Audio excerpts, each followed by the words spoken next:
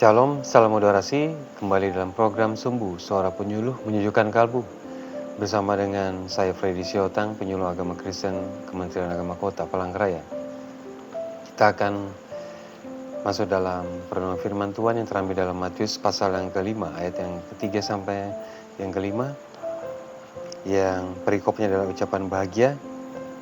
Mulai dari ayat ketiga, berbahagialah orang yang miskin di hadapan Allah, karena merekalah yang punya kerajaan sorga. Berbahagialah orang yang berduka cita, karena mereka akan dihibur. Berbahagialah orang yang lemah lembut, karena mereka akan memiliki bumi.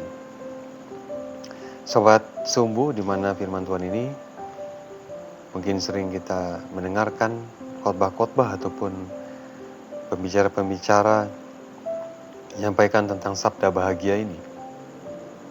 Di ayat yang ketiga dikatakan adalah berbahagialah orang miskin di hadapan Allah, karena mereka lah yang punya kerajaan sorga. Dalam konteks kerajaan sorga, miskin di sini bukan dikondisikan dengan apa yang menjadi pemikiran secara umum, yaitu orang yang mungkin dalam posisi tidak memiliki apa-apa ataupun di dalam kondisi dia memiliki kekayaan. Tetapi dalam terjemahan Yunani menggunakan kata ptokos, yaitu di mana orang yang sebenarnya miskin memerlukan belas kasihan, sangat bergantung.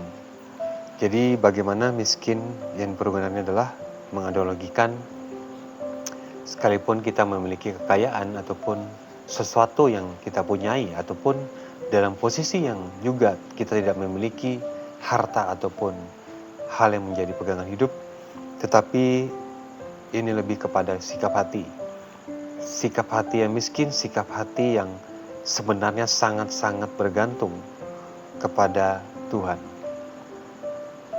Jadi walaupun kondisinya dia memiliki sesuatu ataupun tidak memiliki sesuatu, tetapi dia tidak memiliki suatu perasaan miskin ataupun adanya sikap hati yang benar-benar merasakan adanya miskin dalam dirinya. Tetapi di sini adalah ada sikap hati, yaitu kita miskin di hadapan Allah. Kita memerlukan bahkan sangat bergantung kepada Tuhan. Di mana orang yang bergantung kepada Tuhan adalah merekalah yang punya layak dalam kerajaan sorga. Jadi konteksnya di sini adalah miskin, yaitu memiliki sikap hati yang rindu bahkan juga sangat memerlukan sangat kebergantungannya kepada Tuhan. Ayat yang keempat dikatakan berbahagialah orang yang berduka cita, karena mereka akan dihibur. Berbahagialah orang yang berduka cita. Berduka cita ini bukan berduka cita orang yang mengalami kemalangan ataupun ditinggalkan oleh keluarga, seseorang, saudara, ataupun pasangan hidup. Tetapi berduka cita di dalam posisi, yaitu bagaimana kita memiliki kelemahan di dalam dosa. Tetapi bagaimana kita belajar untuk meminta mohon ampun kepada Tuhan yang menjadi sumber ataupun yang menjadi Tuhan yang memberikan kita untuk tetap kuat di tengah-tengah kondisi yang kita alami. Tetapi banyak juga ataupun tidak sedikit juga orang merasakan dia tidak merasakan duka cita, padahal dalam posisinya dia sangat memerlukan sebuah pengampunan.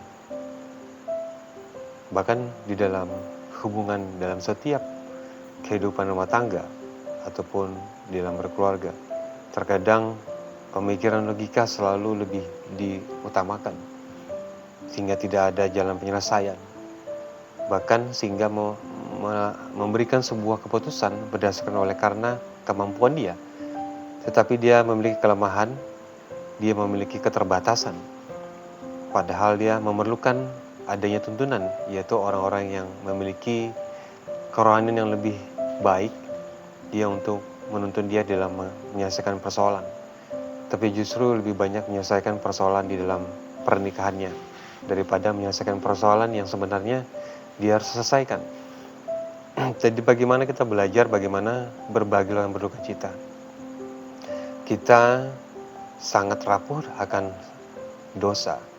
Tapi bagaimana kita belajar untuk memohon kepada Tuhan yang menjadi sumber, yang menjadi Tuhan yang mampu memberikan kita, memulihkan kita dari segala kelemahan kita.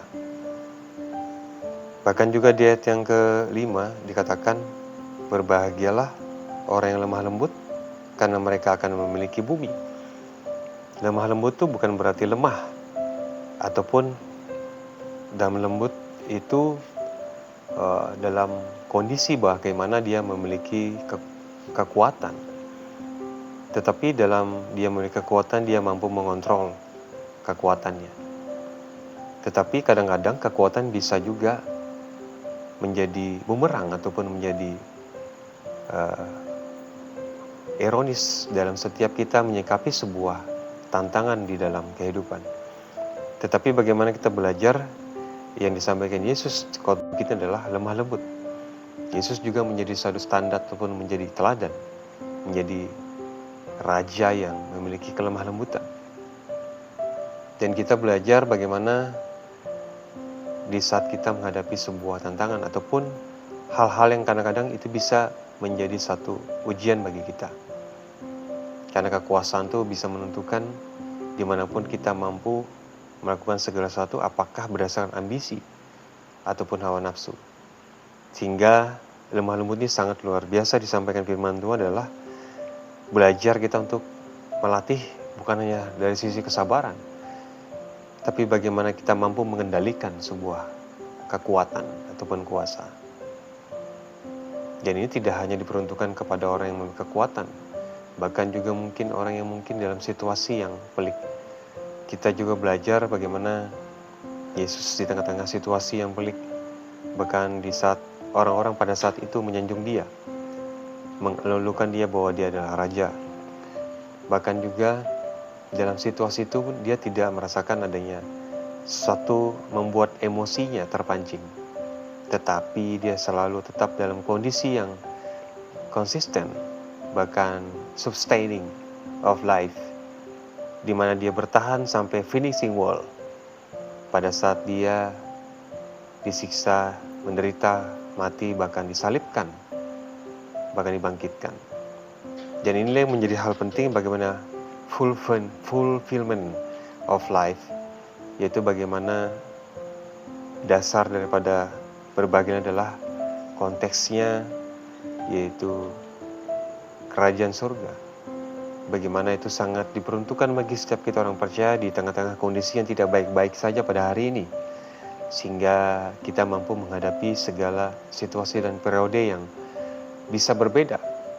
Tetapi firman Tuhan mampu memberikan sebuah insightful bagi setiap kita yang selalu memegang teguh.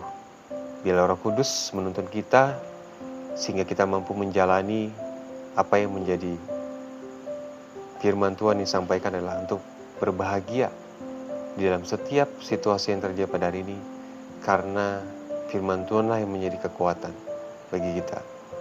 Bila firman Tuhan ini menjadi berkat, Tuhan Yesus memberkati. Shalom, salam moderasi.